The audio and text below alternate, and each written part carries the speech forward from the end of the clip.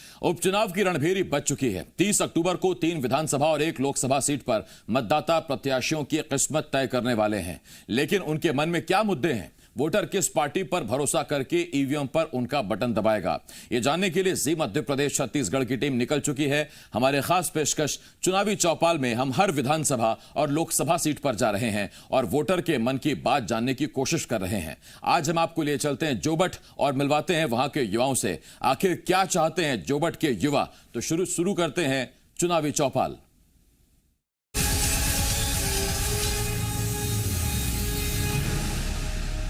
जोबट विधानसभा में युवा वोट बहुत ज्यादा मायने रखता है। बड़ी संख्या में यहां पर युवा मतदाता हैं जिनका वोट काफी ज्यादा इंपॉर्टेंट है और इस बार हम समझने की यहां पर ये कोशिश करेंगे कि युवाओं से जुड़े हुए क्या कुछ मुद्दे हैं जिन पर युवा मतदान करेंगे। जोबट विधानसभा सीट के जो युवा हैं वो हमारे साथ आप देख सकते हैं यहां पर मौजूद हैं। युवाओं के अगर मुद्दे की बात की जाए तो मुख्य रूप से बेहतर रोजगार की इंतजामात, बेहतर शिक्षा के इंतजामात, युवाओं के लिए व्यवसाय की जो कुछ भी महत्वपूर्ण चीजें हैं उनको लेकर जोबट विधानसभा में क्या कुछ व्यवस्था है ये समझने की कोशिश करेंगे। जोबट विधानसभा के ये युवा हमारे साथ मौजूद हैं। सबसे पहले सर आपसे जानना चाहूंगा, अगर युवाओं के मुद्दों की बात की जाए, हितों की बात की जाए, तो क्या क्या आप देखते हैं कि जोबट में उपलब्ध है?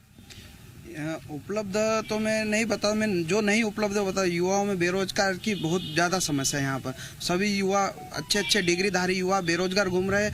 मतलब एमएससी करा हुआ भी व्यक्ति यहाँ पर टाइल्स लगाने का काम कर रहा है, जो मतलब मजबूर है कि मतलब चयनित होने के बाद भी चयनित शिक्षक को भी मजदूरी करना पड़ेगी, क्योंकि वो चयनित है। उसके बाद भी उन्हें सरकार की कुछ नीतियाँ जो भी है आरक्षण का मुद्दा, उसके कारण वो अपनी पात्र होने के बाद भी अपनी जॉब को वो नहीं कर पा रहे हैं। ठीक, देखिए यहाँ पे बेरोजगारी का एक बड़ा मुद्दा है। रोजगार के अगर अवसरों की बात की जाए, क्या अवसर हैं रोजगार के? कुछ हैं जो आप युवा वहाँ जा सकते हैं? रोजगार तो सर बहुत सा है यहाँ पर। मतलब फिर भी देखा जाए तो जो शिक्षित लोग हैं जो पढ़ रहे हैं, जो फिलहाल में, बाकी वो सोचे कि मैं कुछ काम वगैरह नहीं करूँ, नहीं मैं डायरेक्ट नौकरी लग जाऊँ, वैसा तो है नहीं। बाकी थोड़ा बहुत तो करना ही पड़ता है। और आवास वगैरह में भी रोजगार मिलता है। बहुत सी चीज़ों में अभी जैसे सरकार की नीति है उसमें बहुत सी चीज़ें हैं। केंद्र गवर्नमेंट द्वारा भी लोन मिलता है, बहुत सी है। अब मैं तो अनपढ़ हूँ, ज़्यादा पढ़ा लिखा नहीं हूँ, फिर भी मैंने यही सीसी लिमिट वगैरह करा के दुकान व्यवसाय कर रहा हूँ। मैं मोबाइल का धंधा कर रहा हूँ। मेरे कारण 2 जने को रोजगार भी मिल रहा है। मैंने 2 जने को रोजगार दे रखा है, तो उसको भी तो रोजगार मिल रहा है ना। अब नॉलेज अपने ऊपर है, जो जैसा व्यक्ति अपन काम करने के तरीके है। अब मैंने तो बहुत सा काम सीख रखा, तो मैं तो उसको रोजगार दे सकता हूँ। देखिए स्वरोजगार की व्यवस्था यहाँ पे जरूर है। रोजगार के बहुत सारे साधन नहीं है, ऐसा युवाओं को कहना है। सर आपसे भी जानना चाहेंगे, रोजगार की व्यवस्थाओं को किस तरीके से देखते हैं? जोबट में क्या काम हुए हैं, क्या होना चाहिए? देखिए, अभी कुछ दिन पहले झाबुआ में मुख्यमंत्री जी ने बहुत अच्छी घोषणा की है, जिसमें घर बैठे आपको अनाज मिलेगा। उसमें उसी ग्रामीण का व्यक्ति रहेगा, उसका वाहन रहेगा और उसे सरकार 26,000 रुपये महीना देगी, जिसमें वो व्यक्ति उसको रोजगार भी मिलेगा और वो अपनी 10,000 रुपये की किस्त भर देगा और 16,000 रुपये वो एक मुनाफा कमा लेगा। ये भी एक रोजगार का एक बहुत अच्छा साधन मुख्यमंत्री जी ने घोषणा की है, जो जल्द लागू भी हो जाएगी। और बहुत सी चीजें यहाँ पे चल रही है, जैसे आवास योजना चल रही है, उसमें भी लोगों को रोजगार मिल रहा है। उद्योगों की अगर बात करें तो क्या स्थिति है जोबट में? उद्योग यहाँ पर 0 के बराबर है। अलीराजपुर जिला ऑलरेडी पिछड़ा हुआ है, तो यहाँ उद्योग तो कहीं है ही नहीं, बिल्कुल भी यहाँ पर उद्योग नहीं है। और तो यहाँ के युवाओं को रोजगार नहीं है? यहाँ के युवाओं को रोजगार मध्य प्रदेश सरकार ने पिछले 15 साल में वैकेंसी ही नहीं निकाली है। सारे बेरोजगार ऐसे दर बदर भटक रहे हैं। अभी भी आपने देखा होगा भोपाल में लाठियाँ खाई है, तो यहाँ पर रोजगार कहाँ है? और यहाँ पे सबसे बड़ी बात यह है कि शिक्षा ही का स्तर ही इतना गिरा हुआ है। प्रदेश में सबसे पिछड़ा हुआ जिला अलीराजपुर है। यहाँ शिक्षा ही नहीं मिल रही है। 500 से ऊपर स्कूल बंद है। अगर शिक्षा ही नहीं है तो उनको रोजगार, पढ़ाई भी नहीं हो रही है, पढ़ाई नहीं हो रही है तो फिर रोजगार कहाँ से मिलेगा? और रोजगार वैकेंसी ही नहीं निकाल रही। सबसे बड़ी विडंबना यह है कि प्रदेश सरकार वैकेंसी ही नहीं निकाल रही, इसलिए यहाँ पर रोजगार की बहुत कमी है। देखिए रोजगार की कमी की बात जरूर सामने आ रही है, शिक्षा की भी कमी की बात आई है। शिक्षा को लेकर क्या हालात हैं ये भी आपसे जानना चाहेंगे। कॉलेजेस नहीं है, स्कूल्स नहीं है, क्या दिक्कत है? कॉलेज यहाँ पे है। अभी कुछ दिन पहले एबीवीपी के छात्रों ने एक आवेदन दिया था मुख्यमंत्री जी को, जो जल्द उसकी घोषणा भी हो चुकी है मंच पे, पर आचार संहिता के कारण कुछ दिक्कत आ रही है अभी, पर वो बहुत जल्दी हो जाएगा। युवाओं के अगर रोजगार के अवसर की बात करें तो क्या आपकी मांगे हैं कि होना चाहिए यहाँ पे? देखो, रोजगार सबसे महत्वपूर्ण है। अगर आप सरकारी नौकरी नहीं दे सकते तो उनके लिए वैकल्पिक व्यवस्था कि वो उनका खुद का स्वरोजगार चालू कर ले या ऐसा कोई काम करे जिससे उनका घर परिवार चलते रहे। एक दूसरी एक महत्वपूर्ण मैं आपको बात बताता हूँ युवाओं के लिए कि जोबट जिले की सबसे बड़ी तहसील है और बहुत बड़ी विडंबना है कि पिछले 55 साल से यहाँ पर खेल मैदान नहीं है। आप ओलंपिक में गोल्ड मेडल की इच्छा रखते हो कि भारत के लिए गोल्ड मेडल, यहाँ 55 साल से खेल मैदान नहीं है। कितनी सरकार आई, कितनी सरकार गई, कभी किसी ने इस ओर ध्यान नहीं दिया कि यहाँ पर एक खेल मैदान, सार्वजनिक खेल मैदान की भी जरूरत है। आप राजस्व रिकॉर्ड उठा के देख लो, खेल मैदान आपको कहीं से कहीं तक नजर नहीं आएगा। अभी मुख्यमंत्री जी घोषणा करके गए 5 करोड़ रुपए में खेल मैदान जोबट को दिया जाएगा। मैं उनसे पूछना चाहता हूँ कि आज से 3 साल पहले 1 करोड़ रुपए आया था खेल मैदान के लिए, वो कहाँ गया? खेल मैदान क्यों नहीं बना? तो ये जो जमीनी जो मुद्दे हैं, जो जमीनी बातें हैं युवाओं के लिए, उन युवा प्रतिभाओं के लिए, तो ये अति आवश्यक है कि वो जमीन पर उतरना चाहिए और उनको लाभ मिलना चाहिए। सर, और कौन से जो मुद्दे हैं मुख्य तौर पे जाना जाए जिन पे आप जो युवा हैं वोट डालेंगे और अपना प्रतिनिधि चुनेंगे? यहाँ पे स्वास्थ्य, शिक्षा और बेरोजगारी ही मुख्य मुद्दा रहेगा, क्योंकि स्वास्थ्य में भी देखा है कि कलावती भूरिया स्वर्गीय जो विधायक थी, उनको भी कहीं ना कहीं इंदौर जाना पड़ा इलाज कराने के लिए और अपनी जान गंवानी पड़ी। और जब विधायक जैसे को इलाज नहीं मिल पाया तो आप सोच लो आम आदमी की क्या कंडीशन होगी, स्थिति होगी यहाँ पे। यहाँ स्वास्थ्य का भी बहुत बड़ा मुद्दा है। शिक्षा में ऑलरेडी 500 से ज़्यादा स्कूल बंद है। और बेरोजगार तो आपको पता ही है कि आए दिन लाठियाँ खा रहे हैं और उनके आंदोलन चल रहे हैं, तो वो तो सबको पता है, पूरे प्रदेश को पता है मीडिया के माध्यम से कि बेरोजगारी सबसे बड़ा मध्य प्रदेश का मुद्दा है। यहाँ का नहीं, पूरे मध्य प्रदेश में बेरोजगारी तो मुद्दा है। भाई साहब, आपने जिक्र किया था कि आपको स्वरोजगार के लिए लोन मिला, कितना आसानी से ये लोन मिला, उपलब्ध हुआ आपको? मतलब ज़्यादा तो कुछ नहीं है, थोड़ा प्रक्रिया तो करना पड़ती है। हर किसी को अपन सोचे कि जाहिर बिना कागज दिए ही लोन मिल जाएगा, ऐसा तो कुछ होता नहीं है। और मैंने क्या है, मतलब बहुत से कम यहाँ पर 100 जनों को मिला है मेरे साथ में ही।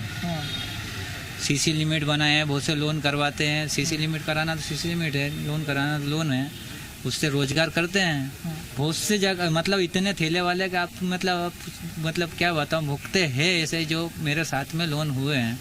और बेरोजगारी का क्या है, यहाँ रेलवे का विकास का काम भी चल रहा है, रेलवे का काम चल रहा है, तो इसमें भी तो रोजगार मिल रहा है। गाड़ी वगैरह डंपर चलाते हैं, कोई में 22,000 रुपये, कोई की 15,000, कोई की 17,000, किसी की 12,000 रुपये सैलरी मिल रही है। तो और क्या, ये रोजगारी तो पैदा हो रहे हैं। विकास का काम चलेगा तभी रोजगार होगा। मैं क्योंकि मैं खुद अनपढ़ हूँ ना, मेरे को नौकरी चाहिए, तो ऐसा तो नामुमकिन है। मेरे को अगर कोई नौकरी दिला दे तो मैं मानता हूँ कि अगर बिना पढ़े लिखे को भी नौकरी मिल जाएगी। कोई डिग्रियाँ पूरी कर नहीं रहे, कितने नंबर ला रहे हैं, उसे को भी कहाँ से रोजगार मतलब नौकरी मिल जाएगी। वो काम भी नहीं करूँ, सोचे डीठ बैठूँ, घर में खेती बाड़ी है वो भी करें नहीं, कोई नहीं, ऐसा नहीं देगा जी। क्या बड़ी संख्या में यहाँ से लोग पलायन करते हैं? यहाँ का जो सीमावर्ती इलाका है, चाहे गुजरात का हो, राजस्थान का हो, वहाँ क्यों जाना पड़ रहा है युवाओं को? ये जो बात कर रहे रोजगार दिया, ये उसी का फेलियर है कि रोजगार नहीं मिलने के कारण यहाँ का युवा ढीठ नहीं है, वो बहुत ही मेहनती है। वो गुजरात में जाकर फैक्ट्रियों में बहुत ही मेहनत कर वो पैसा लेकर आता है और यहाँ पर अपना घर चलाता है। बाकी उसको ये वही रोजगार यहाँ पर मिलना चाहिए जो नहीं मिल पा रहा है। यहाँ पर घोषणाएं हुई है, औद्योगिक क्षेत्र बना देंगे, गार्डन बना देंगे।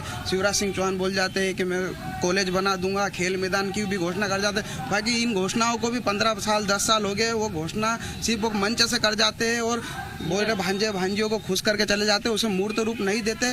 और वही जो है कि रोजगार नहीं दे पा के कारण ही गुजरात जाके युवा अपना जीवन यापन करने के लिए वहाँ से पैसा कमा कर आ रहा है। वो ढीठ नहीं है, वो कर रहा है मेहनत।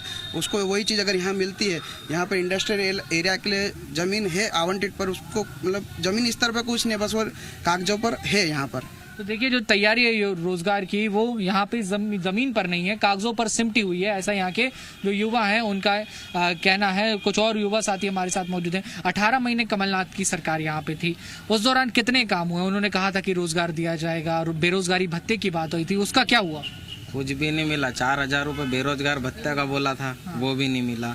फिर कन्या विवाह वाले बहुत कम, मतलब कि मिले ही नहीं, ना के बराबर 51,000 रुपये देंगे बोला था, वो भी नहीं मिला। और जो शिवराज जी की जल कल्याणकारी योजना थी वो भी उन्होंने बंद कर दी थी, संबल बंद कर दी थी। वैसे फिर जैसे भारतीय जनता पार्टी की वापस सरकार बनी तो ये योजना चालू हुई है, तो सबको अच्छा लाभ मिला है इसका। क्या लगता है आपको, रोजगार की जो स्थिति है, जो रोजगार के हालात हैं, वो यहाँ पे सुधरे हैं? बिल्कुल सुधरे हैं। आने वाले समय में भी यहाँ पे उद्योग लगेंगे, सरकार इसके लिए प्रतिबद्ध है। और कुछ 1 महीने 1.5 महीने में भी यहाँ एक जिनिंग कॉटन की चालू होने वाली, वहाँ भी रोजगार मिलेगा। कम से कम 100-150 लोगों को वहाँ पे रोजगार मिलेगा। चलिए ठीक है, तो ये रोजगार की बात हुई। जो युवा हैं उनका जो मत है इसको लेकर मिला जुला सामने आया है। कुछ युवाओं को उम्मीद है कि आने वाले समय में रोजगार के अवसर बढ़ेंगे। कुछ का कहना है कि स्वरोजगार के लिए जो लोन मिला है उससे जरूर यहाँ पे रोजगार की शुरुआत हुई है, लेकिन वहीं पलायन रोजगार के लिए एक बड़ी समस्या यहाँ पे है। और अभी फिलहाल जो उद्योग नहीं है उसके चलते भी यहाँ पे रोजगार की काफी ज्यादा समस्या है। अब हायर एजुकेशन की अगर हम बात कर लें तो जानते हैं कि यहाँ पे क्या कुछ हालात हैं। सर, अगर हायर एजुकेशन की बात करें, कॉलेजेस की बात करें, इंजीनियरिंग कॉलेज, मेडिकल कॉलेज, ये हैं यहाँ पर? जिले में तो इंजीनियरिंग कॉलेज नहीं है, बट भारतीय जनता पार्टी की सरकार आने के बाद 3 नए कॉलेज इस जिले में खुले हैं और ये भारतीय जनता पार्टी की ही देन है। और जिले में जब कांग्रेस की सरकार थी, जब जिले में 2 ही कॉलेज थे, एक झाबुआ में और जोबट में और एक अलीराजपुर में। तो अलीराजपुर में जब से सरकार थी, जब से पीजी वहाँ पे हो गया था, पर जोबट में पीजी नहीं हुआ था और जोबट में भी सुविधाएं नहीं थी इस कॉलेज की शिक्षा की। जब से बीजेपी की सरकार आई है, जब से आप हर 5 किलोमीटर पे आपने स्कूल है और मध्याह्न भोजन मिलता है, उनको साइकिलें मिलती है। और हायर एजुकेशन में की जो हम बात करना चाहते हैं, तो हायर एजुकेशन में जो पीजी कॉलेज यहाँ पर जोबट में हुआ है, अभी जो मुख्यमंत्री जी ने घोषणा करी है, या भाभरा में कॉलेज है या सोंढवा में कॉलेज है, तो भारतीय जनता पार्टी ने बहुत सारे काम किया हायर एजुकेशन के क्षेत्र में। आपसे जानना चाहेंगे, पीजी कॉलेज हो गया है, मेडिकल, इंजीनियरिंग जैसी जो प्रोफेशनल डिग्रियां होती हैं, उनको लेकर क्या यहाँ से जो विद्यार्थी हैं, जो स्टूडेंट्स हैं, उनको बाहर जाना पड़ रहा है? कैसी एजुकेशन यहाँ मिल पाती है? आप बात करो इंजीनियरिंग मेडिकल कॉलेज की, जो कॉलेज ये बता रहे, वो आपका भी जवाब दूंगा, उसके लिए बता रहे कि सोंढवा में कॉलेज करा, जोबट में करा, भाभरा में। आपने कॉलेज तो दिए, उसमें फैकल्टी दी है क्या आपने?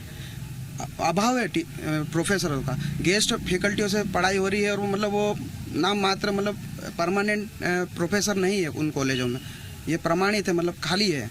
और रही बात जो आपने पूछा है कि यहाँ से बाहर जाना पड़ता है मेडिकल और इंजीनियरिंग के लिए, यहाँ या तो इंदौर जाना पड़ता है या तो फिर बाहर, मतलब अपने आसपास के जो आदिवासी जिले हैं 2-3, धार जिला हुआ, बड़वानी हुआ, झाबुआ हुआ, यहाँ पर न इंजीनियरिंग कॉलेज है और न मेडिकल कॉलेज है। तो देखिए, इंजीनियरिंग और मेडिकल कॉलेज यहाँ के आसपास के जो धार, अलीराजपुर और ये तमाम जो जिले हैं यहाँ पर नहीं है। ये एक बड़ी समस्या जरूर यहाँ पर बनकर सामने आई है और आने वाले समय में देखना होगा कि क्या कुछ जो व्यवस्था है वो हायर एजुकेशन के लिए हो पाती है, और इसको ध्यान में रखकर यहाँ के युवा जरूर वोट करेंगे। अब महंगाई की मार से किस तरीके से युवा यहाँ पीड़ित हैं, उस पर बात कर लेते हैं। सर, महंगाई को लेकर क्या कहना चाहेंगे? महंगाई क्या है कि ऑल बेस सब क्रूड ऑयल पे है बेस, और जो नीतियां सरकार ने जो पहले की, जिससे पहले की जो कांग्रेस गवर्नमेंट थी, उन सरकार ने जो नीतियां बनाई कि डेली भाव तय होंगे, उसके कारण डेली भाव तय हो रहे हैं और डेली जो है पेट्रोल और डीजल बढ़ भी रहा है और घट भी रहा है। ऐसा नहीं है कि बढ़ रहा है और घट रहा है। दूसरी बात, जीएसटी में लाने की जो हमारा विपक्ष मुद्दा उठा था कि जीएसटी में लाया जाए डीजल पेट्रोल को, तो जहाँ पर कांग्रेस की गवर्नमेंट है या 15 महीने अगर अभी कमलनाथ जी की सरकार रही थी, तो उस टाइम उनको जीएसटी काउंसिलिंग में मुद्दा उठाना चाहिए था। देखिए, डीजल पेट्रोल के दाम तो खैर घटते नहीं हैं, बढ़ ही रहे हैं और अब 100 के और 110 के पार हो गए हैं। तमाम मुद्दों को ध्यान में रखकर वोट किया जाएगा। 2018 की बात करें तो यहाँ से कांग्रेस को चुना गया था, कलावती भूरिया यहाँ से विधायक बनी थी, उनके निधन के बाद ही ये पूरी सीट खाली हुई है। और चलिए, हमने युवाओं से मुद्दों की बात तो कर ली है, लेकिन इस बार वो किसे वोट दे रहे हैं ये बात भी उनसे कर लेते हैं। भाई साहब, किसको वोट देंगे इस बार? भारतीय जनता पार्टी। आप किसको वोट देने जा रहे हैं? भारतीय जनता पार्टी। आप किसको वोट देंगे? बस नरेंद्र मोदी और भारतीय जनता पार्टी। देखिए, भाजपा के नाम यहाँ से सामने आया, आप किसको वोट देने वाले हैं सर? कांग्रेस। आप किसको वोट देंगे? कांग्रेस को। महेश पटेल, सुलोचना रावत? महेश पटेल। ये जो दल बदल का भी अभी एक मुद्दा सामने आया, इसको कैसे देखते हैं आप? दल बदल का जो मुद्दा है, जो भारतीय जनता पार्टी की सरकार है, ये मुख्य मुद्दों से हटकर सिर्फ इनका एक ही फोकस है, विधायक बढ़ाना, चुनाव किसी भी हालत में जीतना, किसी भी हद तक जाना, मुद्दों से भटक कर जो मेन समस्या है उसको नहीं देखना, सिर्फ चुनाव कैसे जीतना। चाहे मतलब कांग्रेस का प्रत्याशी लाकर जो कार्यकर्ता भारतीय जनता पार्टी का, मेरे भी कुछ मित्र है, उनसे मैंने व्यक्तिगत बात की तो उनका भी मन बहुत दुखा है कि मेहनत करते हैं और 8-8, 10-10 उम्मीदवार रहते और बस जीतना, एक सिर्फ उद्देश्य जीतना, कोई विचारधारा नहीं, कोई रीति नीति नहीं, बस जीतने की एक वो के लिए उम्मीदवार ऊपर से लाके थोप देना। युवा खुश हैं दल बदल से? यहाँ पे सारे युवा उनका अपना लुक आउट है, पर मेरे को लगता है कहीं ना कहीं भाजपा के नेता जरूर नाराज है, क्योंकि भाजपा एक अपने आप को कैडर पार्टी बनाती है, पर वो पैराशूट वाला विधायक लाके छोड़ रही है, जिससे भाजपा के लोग ज़्यादा दुखी है। कांग्रेस तो ऑलरेडी मजबूत है और कांग्रेस को फर्क भी नहीं पड़ता कि कोई आए या ना, कोई भी सामने हो, उनको तो चुनाव लड़ना और जीतना है। ये दल बदल का मुद्दा एक मुद्दा रहेगा चुनाव में? किसी प्रकार का दल बदल का मुद्दा नहीं है। मेरे जैसे मित्र ने भी बोला कि विधायक लेके आइए, मतलब ये सिद्ध हो गया। और पार्टी में इतनी लोकप्रियता है, वहाँ उनको मान सम्मान की लड़ाई थी, उनका मान सम्मान नहीं था, इसलिए वो भारतीय जनता पार्टी में आए। और भारतीय जनता पार्टी एक कार्यकर्ता आधारित पार्टी है और हम लोग सभी मजबूती से लगे हैं उनको जिताने के लिए। और ये कोई मुद्दा नहीं है, मुद्दे तो यह है विकास, सिर्फ विकास का मुद्दा है। इतने विकास के कार्य हो रहे हैं। मैं पूछना चाहता हूं कि 15 महीनों में अगर कमलनाथ जी की सरकार थी तो अच्छी अच्छी योजनाएं क्यों बंद करी? उसका रीज़न तो बताएं कि उससे कोई भारतीय जनता पार्टी को फायदा नहीं होता। आपने संबल जैसी योजनाएं बंद कर दी जिसमें तुरंत पैसा मिलता था अंत्योष्टि के लिए, या आपने कन्यादान योजना, हम शिवराज सिंह जी कुछ कम पैसे देते थे, उन्होंने बोला हम 51,000 देंगे। सामूहिक विवाह नहीं होगा, आपका विवाह सामूहिक विवाह के आयोजन में नहीं हुआ और अन्य कहीं हुआ तो भी हम 51,000 देंगे। किसको मिला, कहाँ मिला? तो ऐसी, और किसान की कर्ज माफ़ी, कुछ किसानों के कर्ज माफ़ करने से सभी किसानों का कर्ज माफ़ नहीं हुआ। ये सब स्थिति जानते हैं और सिर्फ विकास का मुद्दा है इस विधानसभा में, और भारतीय जनता पार्टी के प्रत्याशी प्रचंड बहुमत से जीतेंगे। देखिए, विकास का मुद्दा है इस विधानसभा में, ये तो युवाओं ने साफ कर दिया है।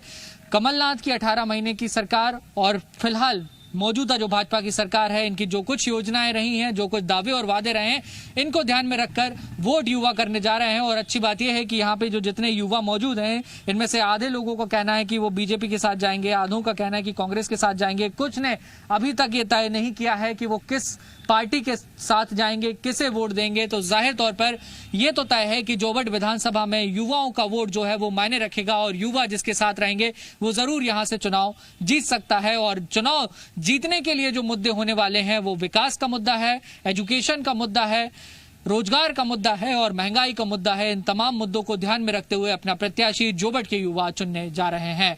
वीडियो जर्नलिस्ट कैलाश मालवीय के साथ जी मीडिया के लिए जोबट से वासु चौरे।